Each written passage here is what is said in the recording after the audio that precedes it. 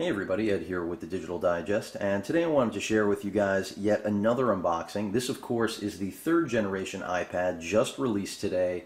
Apple's calling it the new iPad rather than the iPad 3, but call it whatever you wish. I want to just show you guys the product, open it up because I just picked it up from Best Buy. I was kind of surprised that they weren't sold out. But that aside, you are looking at a 16 gig Wi-Fi only model. This is priced at $499.99. You can of course pick up 32, 64 gig capacities. They also have data enabled ones, so you can pick up month by month data. With Verizon, the big upgrade there is that you do have the ability to now utilize LTE data, which if you followed my channel, you know how fond I am of Verizon's network. But moving right along, let's go ahead and open up this tablet. Again, the Wi-Fi only model. See if there is a good seam here. Since I am not going to use a tool, let's just, yeah, I got something here.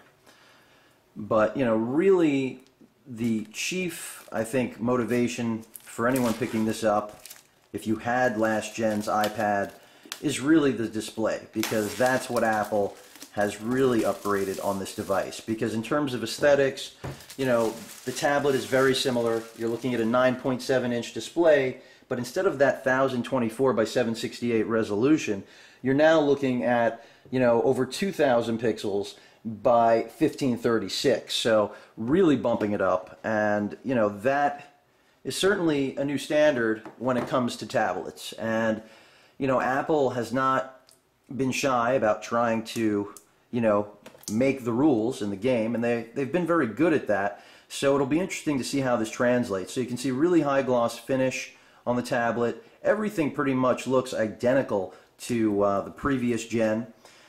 And build quality really solid. The battery is a little bit larger than the previous generation. Obviously to deal with the more power hungry processor, as well as just a larger, more rich feature set.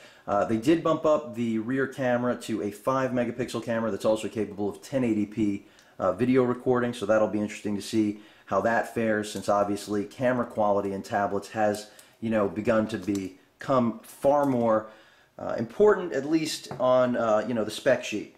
As far as what else is in the box, as you can see, of course, we've got the standard Apple charger, your wall charger, as well as little marketing and your USB connector. So pretty much covers what you're going to find obviously in the box. Let me go ahead and unwrap this device.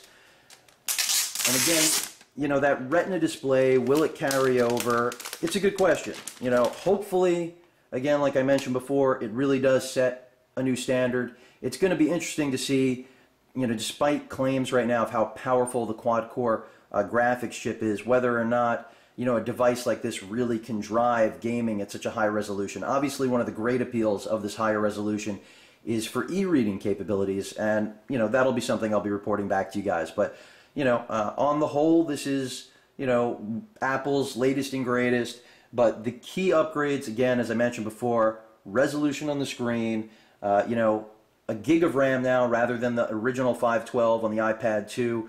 That's probably one of the most overlooked upgrades in my opinion. Everyone's talking about the screen. That bump up in memory is significant in my opinion. So, keep that in mind as I try to get back in focus here.